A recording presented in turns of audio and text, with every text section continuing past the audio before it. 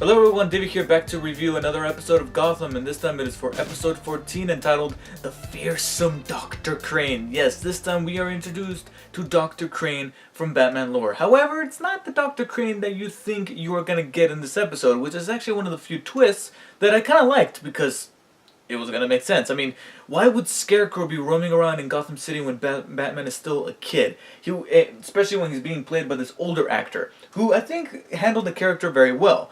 It is then revealed at the end of the episode that this is actually Dr. Todd Crane, or at least his name is Todd in the support group that we see him later on.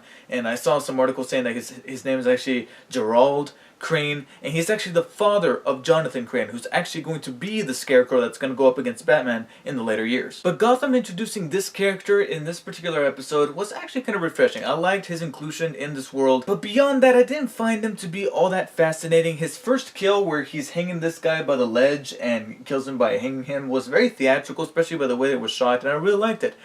But then the second one with the pig, especially when he's walking down the street caressing that pig, that was just cartoonish and silly. I'm sorry. But that's one of the few, in fact, one of the couple of moments in the episode that kind of lost me. I'm like, what was this? Alright, this felt just too wackadoo. But then later on, as it progresses, especially when he targets a particular girl that Bullock fancies, which is kind of strange because I thought Bullock and Mooney had a thing, but he kind of knew it wasn't going to go nowhere, being that she's going to escape the city, as we see glimpses of her doing in this episode.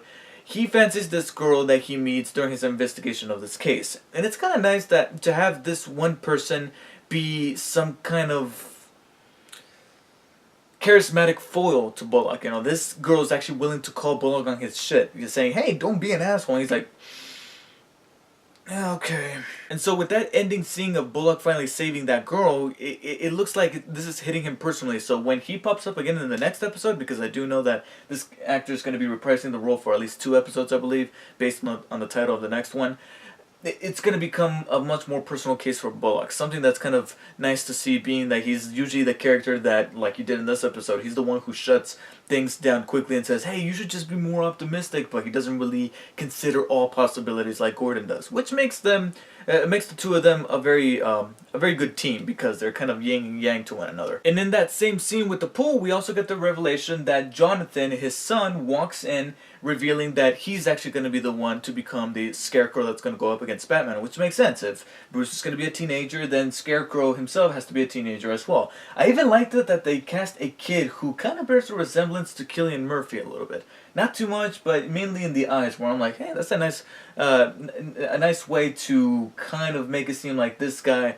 or this kid is going to be the Scarecrow that we know from later years of Gotham, more so than the older gentleman. Because as much as I like that actor, I didn't feel Jonathan Crane-ish from him. But then with the twist, I was like, okay, I'm cool with this. Plus, I like that his father is taking the adrenal glands from these people to kind of harvest away to really progress his research into bringing out the phobia out of people. My only complaint would be is that there's that line where Crane says, this is good for humanity, and he tells that to his son. How exactly? I really hope that in the next episode, when he appears again, we get a much better explanation as to why it is that he's doing this. Not just for the good of mankind. Okay, elaborate. Because that's a very vague answer if I've ever heard one. So I really want to hear the details as to why it is that he wants to do this, and how is that going to seep into this kid's brain, so that later on he takes the research that his father did about the adrenal glands and everything, and that way he makes his hallucinogenic toxin that he then later uses on his victims as well as on Batman. Speaking of Bruce, both him and Selena make some cameo appearances in this episode to kind of recap of what happened between the two of them in the last episode, with Selena lying about not having seen the killer's face. She finally tells Gordon when he catches her in his Barbara's apartment. I can't believe that he's still concerned about her. But hey, in this episode we finally get our confirmation that he's kind of done with her, and hopefully so is the show. But anyways, she confesses to Gordon that she lied, and like I said, up until this point, I still believe that she did see him, but she doesn't want to get too attached. She's scared as well of these hired henchmen that went after her as well as Bruce to kill them, and so, I mean, she's still a kid, you know, she's not fearless like she is later on when she's roaming the city as Catwoman in the later years. So this prompts Gordon to go to Bruce and say, look, why did she tell you that? Here's what my opinion about it. And it is here where we get our first stepping stone into what's going to progress with this whole storyline of Bruce and him investigating the murder of his parents. Because for a while, all he's been doing is, oh, I'm investigating, I'm looking into leads, that kind of thing, but never really going anywhere. Here we get something that's actually kind of interesting, and that is Bruce releasing Gordon from his promise. And I am kind of interested to see where that goes. I mean, sure, it could also go nowhere, because this is kind of like dismantling that relationship, and this is kind of a bit of a window of opportunity for the show to finally shove Bruce and Alfred to the side for a little bit before bringing them back in season 2, and hopefully put some more focus on them to where they're much more important to the plot, now that hopefully by season 1 we have gotten rid of some of these characters or push them to the side a little bit, especially, you know, like Fish Mooney. Fish Mooney says that she's going to be gone from Gotham for a while, but she will come back, and hopefully that's a way to get her out of the picture for some time so that the show can have a better focus. And something on the smaller side that I actually kind of enjoyed that we got out of this Crane storyline is some more chemistry between Gordon and Thompkins. Again, I stated before that I didn't like that they kissed in the locker room because it felt a little bit rushed, but in this episode, as well as the previous one, we got a few scenes with her in the previous one, but mainly in this one, I felt that chemistry come back again to where it's more like a thing that's starting off, but not rushing to where, oh, we're gonna move into a new apartment or that kind of thing. I like my couples that I'm shipping to take their time, and I feel like we got some bits of that in this episode between the two of them. And more importantly, she looks like she's going to stay in the show for a real long time, because apparently Gordon is going to picture the job of being the medical examiner at the GCPD, being that the original Emmy got fired, who was framed by this guy. Now, I feel like we're spending just a little bit too much time on him, because almost every episode for the past 3 or 4 episodes has had a significant portion of its running time dedicated to Edward Nygma, trying to impress Miss Kringle, trying to find his place in the GCPD, only coming off as a little bit too creepy to be able to sympathize with him.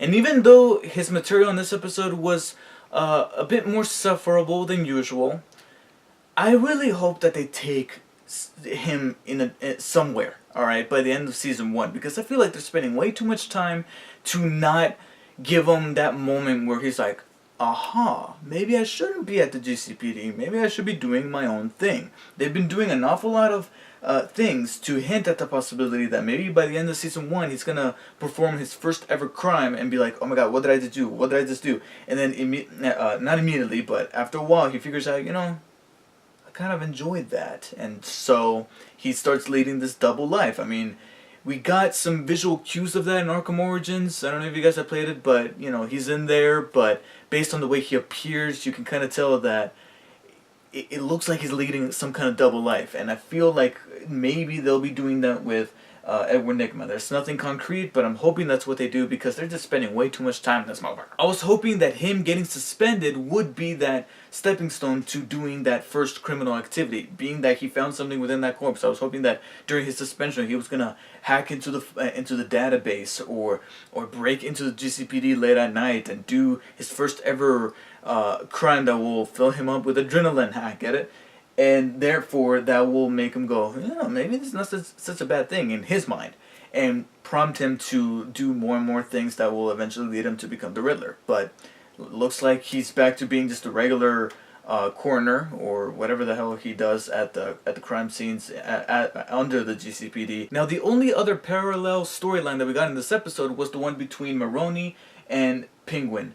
And the reason why I choose my words carefully when I say parallels, because this was an almost entirely new episode within this episode, because they spent so much time on these two, but appropriately so, because every scene between the two of them was tense, because Maroni knew and Penguin knew that he knew, but the two of them were trying to be subtle about it because they weren't 100% sure until the very end. And him taking him to the cabin up in the mountains and playing it all so cool, and this actor's really, really good. Now, both of these actors are really good in the roles.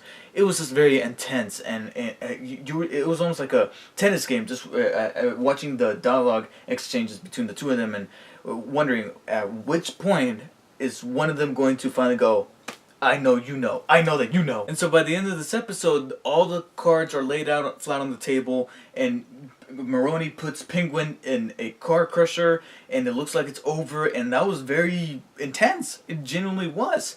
That was underwhelmingly ended by a very convenient device of having Penguin call up the guy who was handling the machine, the Duffy guy, who apparently is a bit of a reference to the character in the comics.